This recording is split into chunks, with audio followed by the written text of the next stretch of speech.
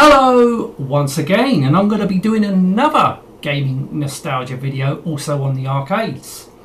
And this game came out in 1989. I do believe this time it actually did come out in 1989 when I played it. And that's Hard Drivin. You know, I'll go on about Outrun. You know, that was, you know, 87. I always stand by that because 87, that was the first time I played it. But this was something else. This was something else. You know, this was actually like driving a car.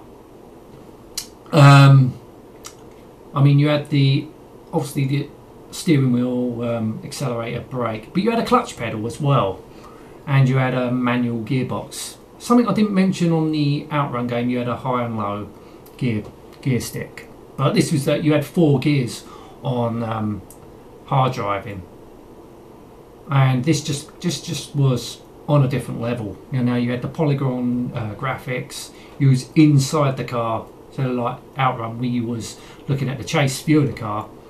This was something different. This was just brilliant. You know, you had a choice of either the speed track or the stunt track. I suppose you go around the speed track to get used to the game, but the driving experience was brilliant. You know, because then you get to you turn the ignition of the car. You know, you got all that. It's just like gives you a little bit of an experience. It ain't like driving a car. It ain't like real life, you know. But it gives you that experience, you know, when you know. I think I was 15 at this time, but it gave you that little bit of experience, you know. You know, this is how you drive a car. You got the clutch, you got the gearbox, you know. Oh, I really enjoyed it. I absolutely enjoyed it. This was like an more of expensive machine. I think it was just a sit-down cabinet. I think, or was there a stand-up cabinet? I can't remember. All I remember was a sit-down cabinet. I can't remember if there might have been a stand-up cabinet, like the smaller machines. But I remember more fondly of the sit-down cabinet, where you got the thing going right over you. I think you can adjust the seat. Could you do that in Outrun? Or I think you might. I don't know. I'm sure in Hard Drivin you could adjust the seat. You know, you can make the seat decent or make it better. You know, because like a real car, you know, to adjust the seat where you can reach the pedals and you know get good off the steering wheel. You know, it was just fucking brilliant. Then obviously you didn't have no music or nothing like that, but this was just something more of a different experience, you know, more like feel of driving a car. But I remember it was brilliant. Then start the engine and here we go. You can hear the car. You can hear the revs, you know, and it was sort of like when you engage the clutch, you can hear the revs dump down. Then you just put it in gear. It was brilliant. It's fucking brilliant. I can't remember what track I did first. I think I might have done this because it's a stunt track, you know. Oh wow, you know, I don't think I did very well at that, but I think after a while I do the speed track and you know, get used to the game. But it was brilliant to drive. It was brilliant to play. Remember, it was brilliant. I think you was racing another car. Or was you? No, you weren't racing that. You was racing against the time. That was no. I think you had to do a track, then you raced the car. I don't think I got that far. No, you had to go around the track, then you had a ghost car if you did well, if you got round the checkpoints or something like that. But I don't think I got that far. But the old machine was just brilliant. It was absolutely brilliant. And then we get to the own conversions, because I did buy it for the Amstrad CPC 464. It was trying. I mean, graphically, it was trying. And you had the 3D, or whatever. It was there, but it was nowhere going to be as good. Come on. It couldn't do it. It just couldn't do it, you know. As far as later I knew it was a Spectrum board, but what I remember, when I bought it on the Amstrad CPC 464, there was no sound. No sound at all.